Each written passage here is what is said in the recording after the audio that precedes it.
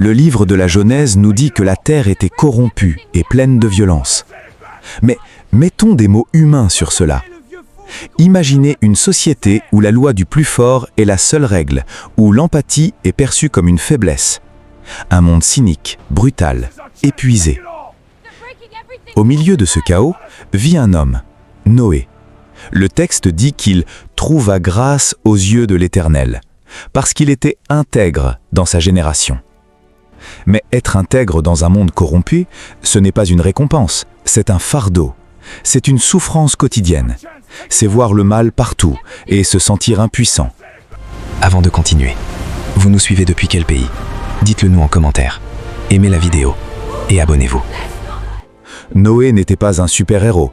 C'était probablement un homme fatigué, un père de famille, Sem, Cham et Japheth. Un mari qui essayait juste de protéger les siens de la noirceur du monde. Dieu lui parle.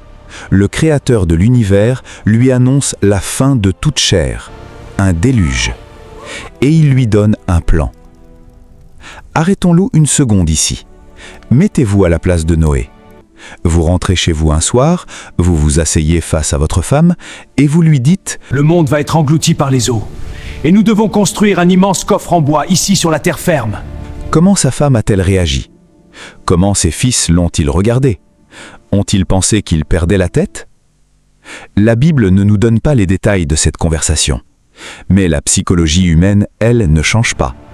Il a fallu des arguments, des larmes, des doutes. La foi de Noé n'était pas une évidence magique, c'était un choix déchirant. Il a dû convaincre sa famille de le suivre dans ce qui ressemblait à un suicide social et financier. Et puis, la révélation. Et puis, le travail commence. L'arche n'est pas un navire fait pour naviguer. Le mot hébreu original est teva, qui signifie boîte ou coffre. Pas de gouvernail, pas de voile. L'arche n'est pas faite pour être dirigée par l'homme, elle est faite pour être portée par les éléments. C'est l'abandon total du contrôle. Pendant des décennies, Noé et ses fils coupent du bois de gopher. Ils le scient, le taillent, le portent. C'est un travail titanesque, écrasant pour le corps. Le soleil tape, le dos brûle. Et il y a la poix. Dieu lui dit d'enduire l'arche de poix en dedans et en dehors. C'est un goudron épais, noir, bouillant. L'odeur devait être nauséabonde, collant à la peau, aux cheveux. Noé portait littéralement la marque de sa mission sur lui. Et pendant ce temps, les voisins regardent. Imaginez les moqueries, les rires, les crachats. Regardez le vieux fou qui construit un bateau dans le désert! Chaque jour, pendant des années, l'humiliation publique est l'une des pires tortures psychologiques. Combien de fois Noé a-t-il tenu son marteau en l'air, regardant le ciel bleu sans un seul nuage, en se demandant « Est-ce que je me suis trompé? Est-ce que j'ai imaginé cette voie ?» C'est là que réside la véritable grandeur de Noé. Ce n'est pas la construction en bois, c'est la résilience mentale. C'est d'avoir continué à clouer, planche après planche, dans le silence assourdissant du ciel. Puis vient le jour où l'air change, la pression atmosphérique chute, les oiseaux se taisent, une odeur de terre humide s'installe dans l'air sec. Les animaux arrivent, non pas dans une parade joyeuse, mais poussés par un instinct de survie insufflé par le Créateur. Une migration silencieuse, irréelle, troublante. La famille de Noé fait entrer les bêtes, les prédateurs, les proies, tous unis par la terreur de ce qui s'en vient. Et là, un détail glaçant que la plupart des gens oublient. Le texte dit « Et l'Éternel ferma la porte sur lui ». Ce n'est pas Noé qui a fermé la porte, c'est Dieu. Pourquoi ce détail est-il si important? Parce qu'il enlève à Noé la pire des responsabilités. Imaginez être à l'intérieur. Vous entendez la première goutte de pluie s'écraser sur le toit recouvert de pois. Ploc, puis une autre, puis 1000 autres, puis un rugissement assourdissant. L'eau ne tombe pas seulement du ciel. Le texte nous dit que les sources du grand abîme jaillirent. La terre se fracture. Des geysers d'eau explosent du sol. C'est un cataclysme tectonique. Et dehors, il y a les autres. Les voisins qui riaient hier, les marchands, les enfants. Quand l'eau a commencé à monter, quand ils ont compris que le vieux fou avait raison, qu'ont-ils fait? Ils ont couru vers l'arche. Noé était à l'intérieur. Il entendait les poings frapper contre les parois de bois. Il entendait les cris, les supplications. Et Noé, en tant qu'être humain, avec un cœur de chair, aurait probablement voulu ouvrir. Il a dû pleurer, il a dû se boucher les oreilles, recroquevillé dans l'obscurité de la cale, pendant que sa femme tenait ses fils dans ses bras. Mais il ne pouvait pas ouvrir.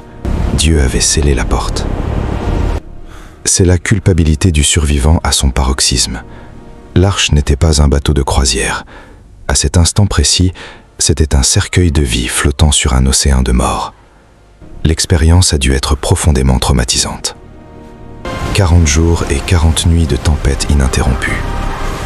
Essayez d'imaginer la vie à l'intérieur. L'arche n'avait qu'une seule ouverture au sommet. À l'intérieur, c'était la pénombre constante. Il y avait l'odeur, celle des animaux, du fumier, de l'humidité, de la sueur, et toujours cette odeur entêtante de poids. Il y avait le bruit, le mugissement des bêtes terrifiées, le craquement sinistre des poutres de bois qui se tordent sous la force des vagues gigantesques, le mal de mer, la nausée. Et surtout, le noir psychologique. Noé et sa famille sont 8 humains, enfermés, ballottés au gré des flots, sans savoir où ils vont, ni quand cela s'arrêtera. Le stress post-traumatique de ce qu'ils viennent de vivre pèse sur leurs épaules. La tempête s'arrête au bout de 40 jours, mais ils ne sortent pas. Ils restent dans l'arche pendant des mois. L'eau met 1 an à se retirer complètement. Une année entière d'enfermement. Combien de conflits ont éclaté entre les frères? Combien de fois ont-ils frôlé le désespoir? C'est dans ce huis clos étouffant que l'humanité a été préservée. Cela nous rappelle nos propres périodes d'enfermement, nos propres déluges personnels. Parfois, la survie n'est pas glorieuse. Parfois, survivre, c'est juste attendre dans le noir, en nourrissant les bêtes, un jour après l'autre, en espérant que la terre ferme existe encore quelque part. Et puis vient l'un des moments les plus poétiques et les plus bouleversants de l'histoire biblique. Noé ouvre la fenêtre, il lâche un corbeau, puis une colombe. La colombe revient, n'ayant trouvé nulle part où se poser. Il attend. 7 jours de plus, la patience de celui qui n'a plus rien d'autre à faire que d'espérer. Il lâche la colombe à nouveau, et vers le soir, elle revient. Et dans son bec, une feuille d'olivier arrachée. Imaginez l'explosion d'émotions dans l'arche. Une petite feuille verte, le symbole ultime de la résilience de la terre, la preuve vivante que la mort n'a pas eu le dernier mot, que la vie a repoussé sous les eaux. Cette feuille d'olivier, Noé a dû la prendre dans ses mains calleuses, la porter à son visage, en respirer le parfum frais. C'était l'odeur de l'avenir. La porte de l'arche s'ouvre. La lumière du soleil inonde l'écran. Noé et sa famille sortent, plissant les yeux. Le paysage est désolé, couvert de boue, mais le ciel est bleu. Apparition d'un arc-en-ciel majestueux. La terre est sèche.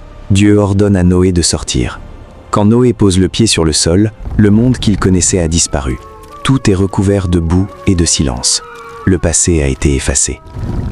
La première chose que fait Noé, avant même de construire une maison pour lui-même, c'est de bâtir un autel. Il exprime sa gratitude au milieu de la désolation.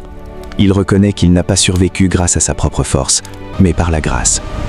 Et c'est là que Dieu fait une alliance. Il place un arc dans la nuée, l'arc-en-ciel. Dans la culture antique, l'arc est une arme de guerre, l'arc de chasse, l'arc qui tire des flèches. En plaçant son arc dans les nuages, dirigé vers le haut et non vers la terre, Dieu dépose les armes. Il promet, de manière solennelle, de ne plus jamais utiliser la destruction totale contre l'humanité. L'histoire de l'arche de Noé n'est pas juste un conte sur la colère divine, c'est l'histoire de la condition humaine. Nous affrontons tous des déluges de chagrin, de perte, de faillite, de maladie ou de dépression. Parfois, vous avez l'impression d'être enfermé dans une boîte étouffante, dans l'obscurité, ballotté par des tempêtes que vous ne pouvez pas contrôler. Vous avez l'impression que vos efforts, votre travail acharné, sont moqués par le monde qui vous entoure. Mais l'histoire de Noé nous enseigne la puissance de la persévérance silencieuse. Elle nous apprend que parfois, notre seule mission est de construire notre arche, de protéger ce qui est précieux, notre esprit, notre famille, nos valeurs, et de laisser la tempête passer. Elle nous enseigne qu'après les nuits les plus sombres, après l'isolement le plus terrible, une colombe finit toujours par revenir avec une feuille d'olivier. Noé était un homme imparfait, plein de doutes, brisé par l'effort et le traumatisme de son époque. Mais il a avancé, un clou à la fois, une planche à la fois. Et c'est grâce à cette résilience purement humaine, soutenue par une foi inébranlable, que l'histoire de l'humanité a pu continuer. Quel est le déluge qui menace votre monde aujourd'hui? Et surtout, êtes-vous en train de construire votre arche, même si les autres ne comprennent pas? Merci d'avoir voyagé avec moi dans les profondeurs de cette histoire fascinante. Si ce récit humain et authentique a résonné en vous, n'hésitez pas à vous abonner, à aimer la vidéo et à me dire en commentaire quelle autre figure biblique vous aimeriez que l'on redécouvre ensemble, au-delà des mythes. N'oubliez jamais de garder espoir, même quand le ciel s'assombrit. À très bientôt. Abonnez-vous, aimez et partagez.